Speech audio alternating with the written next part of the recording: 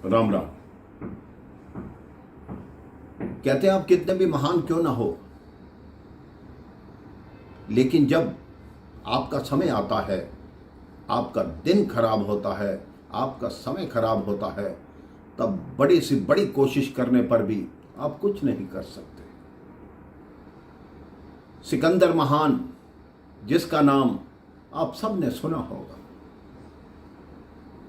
लोग कहते हैं कि उन्होंने आधी दुनिया जीत ली थी, लेकिन ऐसी बात नहीं है।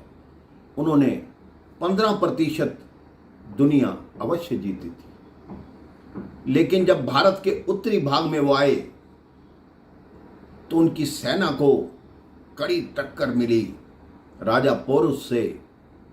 उसकी सेना वह हार मान गई और अपने राजा से बोली कि अब वापस लौट चलो, हमारी हिम्मत नहीं है कि आप आगे चलो। ये जो भारत देश है ये वीरों की भूमि है, यहाँ पे जीतना बहुत कठिन है।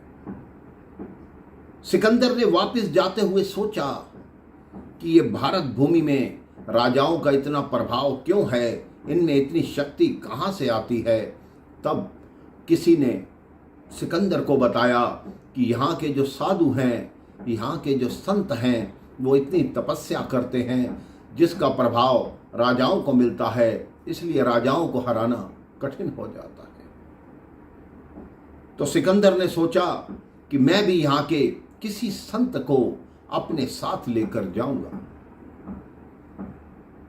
वो एक संत की कुटिया पर आए तो उन्होंने देखा संत अभी समाधि में हैं। जैसे ही वो समाधि से निकल के बाहर आए, वो निर्वस्त्र थे, दिगंबर संत थे।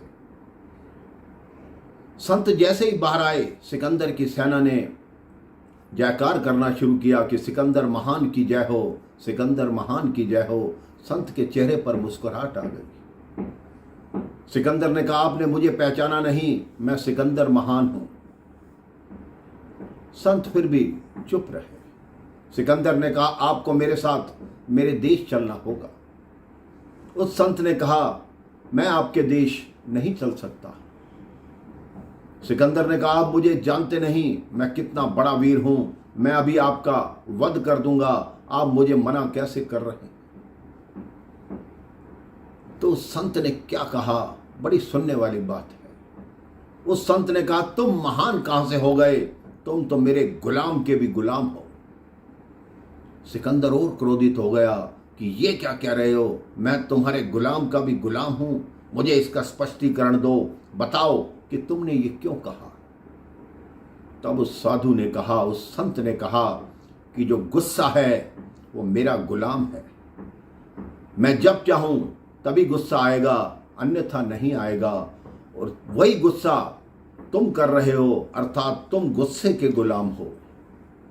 तो इसका आशय ये हुआ कि तुम मेरे गुलाम के भी गुलाम हो। अगर तुम प्रेम से कहते तो मैं अवश्य तुम्हारे साथ चलता, लेकिन अब बिल्कुल नहीं चलूंगा। और तुम अपने देश जाने की बात कर रहे हो, पहले तुम स्वयं तो वहां पहुंचो। हो सकता है परमात्मा ने मार्ग में ही तुम्हारे लिए कुछ और लिख रखा हो। सिकंदर वहां से चला और जैसा इतिहास बताता है कि रेगिस्तान में जाते हुए उसको खूनी दस्त हो गए, अतिसार हो गया। बहुत उपचार हुआ, लेकिन किसी उपचार का उस पर कोई असर नहीं।